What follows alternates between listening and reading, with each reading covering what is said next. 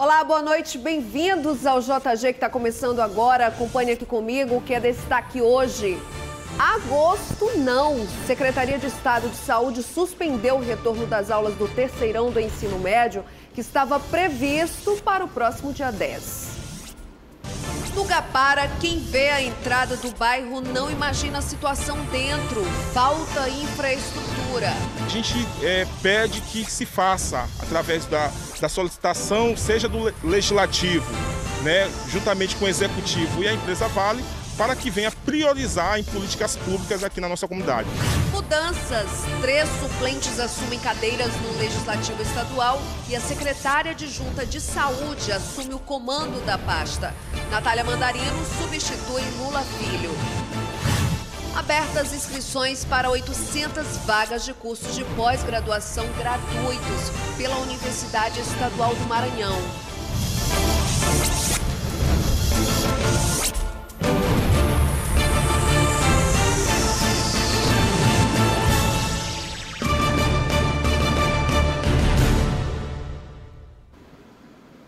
Começar o JG com o anúncio da Secretaria Estadual de Educação, que cancelou o retorno das aulas presenciais dos alunos do terceiro ano do ensino médio, que estava previsto para o próximo dia 10 de agosto. Estava bem aí, né? De acordo com a nota assinada pelo secretário Felipe Camarão, ainda existem muitas dúvidas dos estudantes que foram consultados aí com relação a esse retorno. E, portanto, disse o governo do estado que achou melhor fazer esse adiamento. Ainda segundo a nota, as aulas não presenciais continuam, por enquanto, e será mantido aí um processo ainda de consulta, tanto aos estudantes quanto às famílias. Assim também como as reuniões com o Sindicato dos Trabalhadores em Educação Pública do Maranhão. E essa notícia aqui é para os professores que pretendem uma especialização. A oportunidade está aberta na Universidade Estadual do Maranhão, com 800 vagas de pós-graduação. As inscrições até já começaram. A Bolsa de Estudos foi garantida por meio de emenda parlamentar do deputado estadual Duarte Júnior. A oferta gratuita de cursos de pós-graduação com certificados da Universidade Estadual do Maranhão prevê 400 vagas em gestão educacional e escolar e 400 vagas para psicologia da educação. As aulas serão oferecidas de forma remota e terão duração de 1 ano e meio. Os cursos de pós-graduação lato sensu em psicologia da educação, gestão educacional e escolar têm a durabilidade de 18 meses, sendo os dois com carga horária diferenciada, o de gestão educacional escolar com 420 horas e psicologia da educação com 450 horas. As 800 vagas foram viabilizadas por meio de uma emenda parlamentar no valor de R$300 mil, destinada pelo deputado estadual Duarte Júnior. Há 5 meses estive em Sobral aprendendo um pouco mais sobre o histórico de sucesso, Sobral que tem o maior IDEB do país, para poder trazer para a nossa cidade, trazer para São Luís um pouco mais desse aprendizado para melhorar a nossa educação. Por isso destinei uma emenda de R$300 mil e agora estamos garantindo 800 oportunidades para que 800 professores possam ter acesso a uma pós-graduação, uma especialização. As vagas foram destinadas para professores da rede pública e particular dos municípios de São Luís, São José de Ribamar, Passo do Lumiar e Raposa. As inscrições custam R$30 e vão até o dia 17 de agosto e podem ser feitas pelo site www.ppg.uema.br. O público-alvo é destinado para os professores da rede pública, né, e também particular, que agora foi estendido a esse público também de professores do ensino particular. Porém, eles têm que se atentarem ao edital, né, e verificar todos os documentos necessários para serem postados no ato da inscrição. Com a grande procura dos professores, o deputado já planeja a realização de parcerias para outros cursos. O nosso desejo é exatamente esse, incentivar cada vez mais a formação continuada desses professores. Iniciamos agora, na prática, garantindo pós-graduação e para o futuro, quem sabe ano que vem, garantir cursos de mestrado e doutorado para os professores que estão na ponta, para os professores que estão dentro da sala de aula, melhorando a qualidade de vida dos nossos alunos. Quem tem interesse no FIES, que é o Programa de Financiamento em Curso Superior nas instituições particulares, presta atenção. As inscrições foram abertas hoje e seguem até sexta-feira, dia 31. O resultado já sai na próxima semana. As inscrições começariam na semana passada, mas o MEC acabou suspendendo, porque encontrou aí uma inconsistência no processamento dessa distribuição das vagas.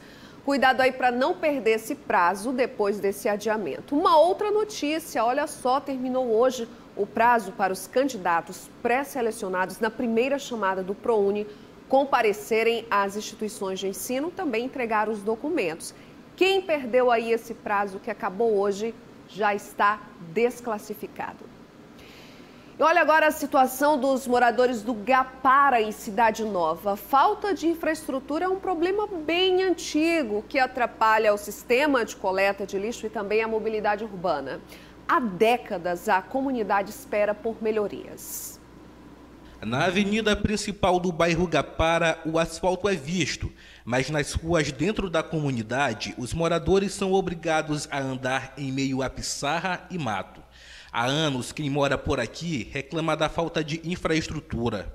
A dona Maria sofre cada vez que precisa tirar a mãe, que é cadeirante, de dentro de casa para fazer uma consulta. Não consigo, nem a médica não vem aqui na minha casa mais, porque minha mãe é acamada. Minha mãe tem problema de Alzheimer, até 83 anos, não pode andar. Mas a gente precisa de melhorias públicas aqui no nosso bairro. Os moradores receberam até uma cópia das vias que o município prometeu asfaltar, mas até agora o serviço não chegou. Enquanto isso, os motoristas continuam passando com dificuldade.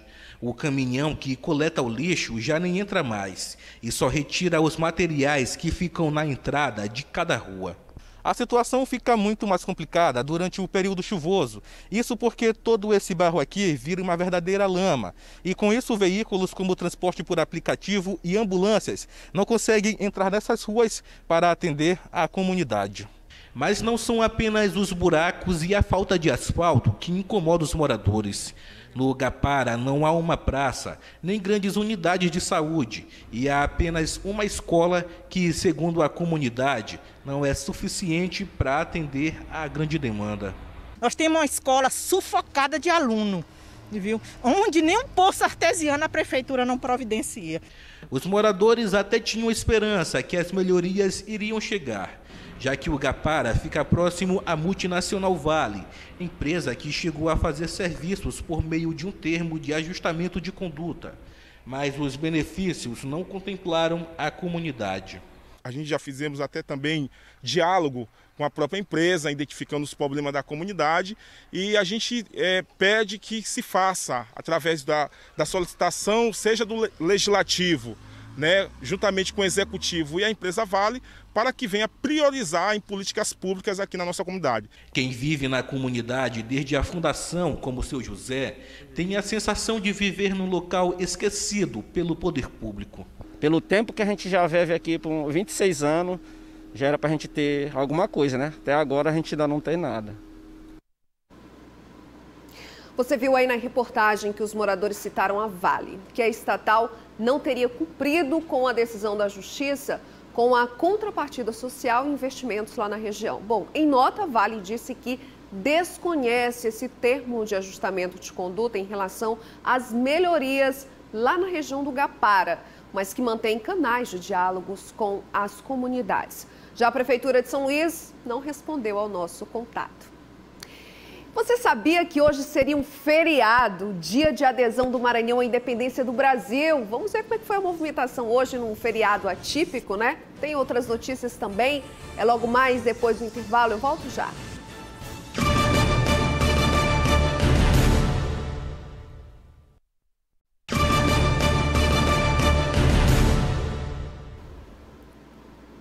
Sabia que hoje seria um feriado? Isso mesmo, seria. Dia de adesão do Maranhão à independência do Brasil. Mas foi um dia comum, o comércio funcionando normalmente. A data foi antecipada lá para maio como uma medida de prevenção contra a contaminação pelo coronavírus. 28 de julho, dia da adesão do Maranhão à independência do Brasil. Mesmo sendo feriado, o dia foi de movimentação normal no Centro Comercial de São Luís, já que o feriado já havia sido antecipado por meio de um decreto no dia 15 de maio durante o lockdown. Um dia a mais de trabalho para lojistas e comerciários, que já tiveram as atividades bastante comprometidas nos últimos meses por conta da pandemia. Considerando que o comércio como um todo ficou praticamente 3 meses fechado, desde o último mês a gente iniciou um processo de reabertura gradual desse comércio, a gente já vem percebendo que essa reabertura gerou um impacto positivo sobre a confiança do empresariado do comércio. E essa confiança ela é muito importante, porque é daí que vai sair os investimentos, o retorno dos investimentos. Por exemplo, o retorno das contratações de mão de obra, a reabertura dos postos de trabalho. Então, o comércio poder funcionar num dia como hoje, de feriado, é muito importante, porque isso vai gerando confiança no empresariado, a possibilidade de poder exercer suas atividades. Por conta da antecipação, outra vantagem é que os empresários não foram obrigados a pagar encargos trabalhistas pelo dia de hoje, um peso a menos para quem ainda está somando os prejuízos causados pela pandemia. Pela convenção coletiva de trabalho, se o feriado fosse mantido na data de hoje, o empresariado teria que pagar 100% de hora extra, mais uma gratificação no valor de R$60 para o seu empregado. Então, essa exigência ela foi retirada, já que esse feriado ele foi usufruído no dia 15 de maio, quando o comércio estava de portas fechadas. A possível estabilização dos casos de coronavírus na Grande Ilha permitiu que tradicionais hábitos voltassem. É o caso das crianças que, longe da escola, dos amigos, encontraram nas praças a única opção de lazer fora de casa. O sol ainda estava bem forte, mas não impediu a criançada de aproveitar a praça para correr, brincar no escorrega e se divertir com os patins. Com a liberação gradual das atividades, muita gente está saindo de casa para aliviar um pouco a tensão da pandemia de coronavírus. O José veio com um amigo para brincar de patins e não via a hora de voltar a sair de casa. A gente fica andando de patins e às vezes meus primos eles vêm para cá para ficar andando com a gente. O movimento nem de longe é como antigamente, mas aos poucos é possível aproveitar as praças e respirar um pouco de ar puro. Quem trabalha com as vendas ainda sente os efeitos da pandemia, mas não perde a esperança. Às vezes, por enquanto, está devagar, porque o pessoal está vindo aos poucos, né? Aos poucos, mas está dando para descolar no fim de semana, a gente descola alguma coisa, né? Agora na semana está devagar, é pouco movimento. E aos poucos as famílias vão voltando a passear com a criançada e também com os animais que estavam sufocados com o isolamento. O momento ainda exige cuidados e por isso a prevenção deve ser redobrada. As pessoas fazem caminhada, fazem exercícios aqui pela manhã também e está sendo muito produtivo.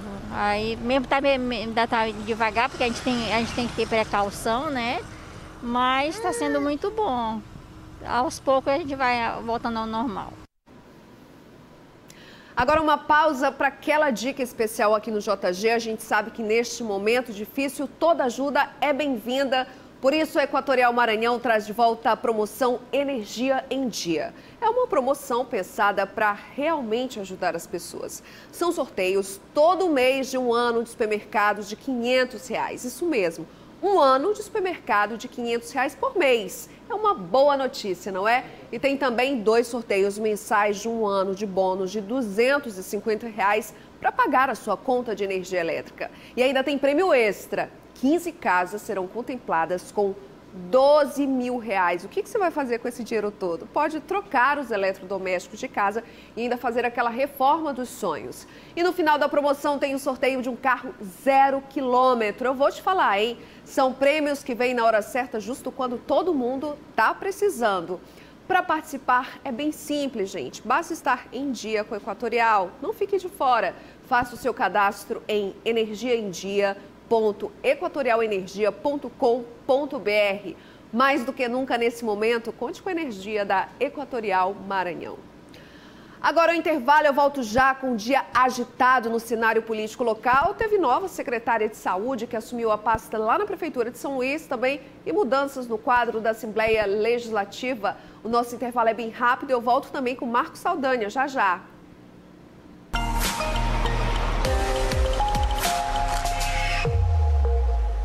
A 1h38 tem a primeira praia-mar do dia com 5,1 metros. Às 8h31 tem baixa-mar com 1,1 metro. Pela tarde, volta para Iamar com 4,8 metros às 14 horas e 20 minutos.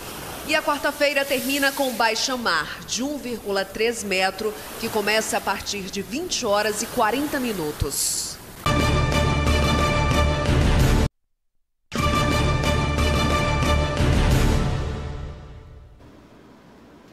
Mudanças na Assembleia Legislativa, 3 novos deputados assumiram, mudança também na Secretaria Municipal de Saúde de São Luís. Ontem foi anunciada a saída de Lula Filho da secretaria e o novo nome foi divulgado hoje. Quem conta todos os detalhes para a gente é o repórter Eduardo Gomes. Os suplentes Fábio Braga, Toca Serra e Ribinha assumiram hoje como deputados estaduais. Eles assumem as vagas deixadas pelos deputados Fernando Pessoa, Raildo Amaral e também o Wendel Lages, eles que se licenciaram da Assembleia.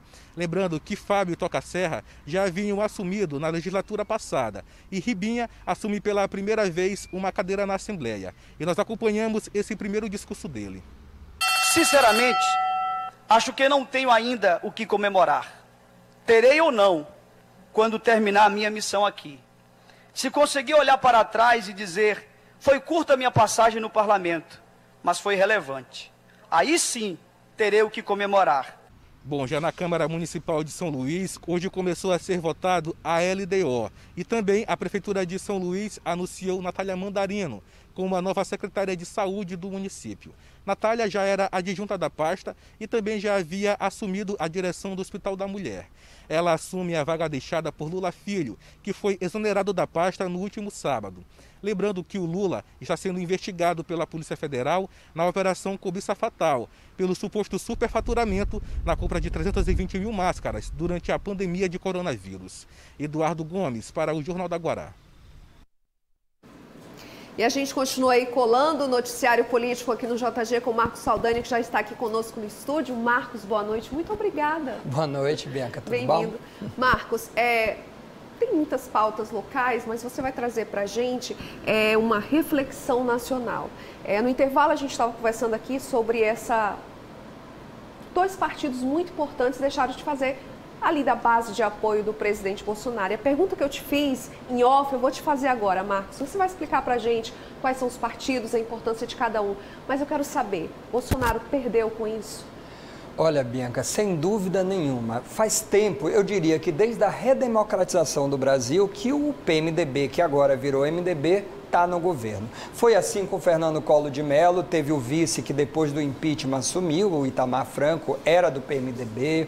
Foi assim no governo Fernando Henrique, foi assim no governo do PT, Lula, Dilma. Eles sempre tiveram lá no chamado governo presidencialismo de coalizão. E também estavam lá quando o Temer assumiu, era o vice, né? Ele era do PMDB, virou MDB e continuou na base do governo Bolsonaro, e ele fazia parte do que se chamava Centrão, onde o governo Bolsonaro buscou apoio para tentar sobreviver nessa crise política que ele vive, já entrou numa crise, mas que ela se acentuou muito na relação com a família dele, né? E envolvimentos, escândalos e tudo mais. Então, o MDB é um partido acostumado por dar sustentação política.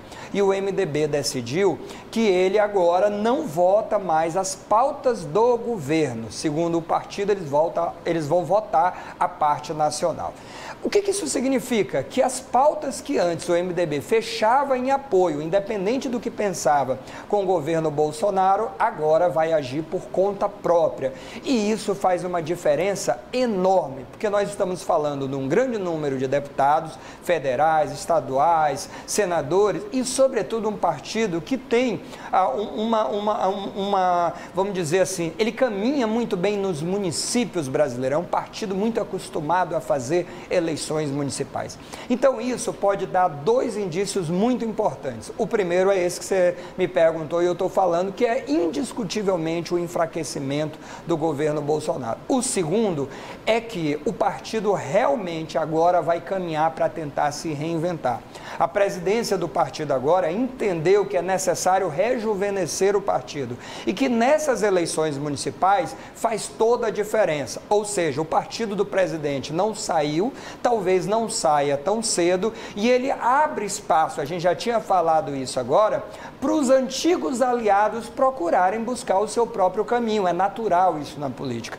Então pode ser muito tarde, quando o presidente Bolsonaro tentar reorganizar as forças, não conseguir atrair de novo esses grupos que podem já estar eleitos e com cargos em outro partido. E o MDB é um partido que tem essa organicidade muito grande e que, se conseguir se reinventar, pode ter assim, um peso municipalista muito grande. No Maranhão, eles ainda não decidiram se vão lançar uma candidatura própria ou se vão apoiar algum partido, mas esse movimento coloca o partido numa posição, penso, muito mais confortável, porque ninguém quer, nesse momento, carregar, por exemplo, o peso de um governo como o de Bolsonaro. Ou seja, é claro que ele tem os seus aliados, é claro que ele tem os seus entusiastas, mas assim como é difícil carregar o peso de Lula, também hoje é difícil carregar o peso do Bolsonaro. Então o MDB, se queria rejuvenescer, se queria encontrar um caminho novo para se reinventar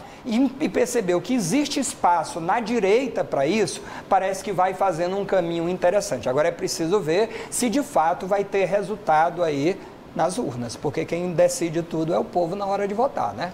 É isso, Marcos. Muito obrigada, tá? Boa noite para você. Boa noite, até a próxima. Obrigada, valeu. Fica em seguida com Geraldo Iensen, Natanel Júnior e Felipe Clã, os analistas que entrevistam logo mais o secretário de Estado de Cultura, Anderson Lindoso. E o JG termina aqui. Amanhã eu conto de novo com a sua companhia a partir das 18h30. Uma ótima noite para você.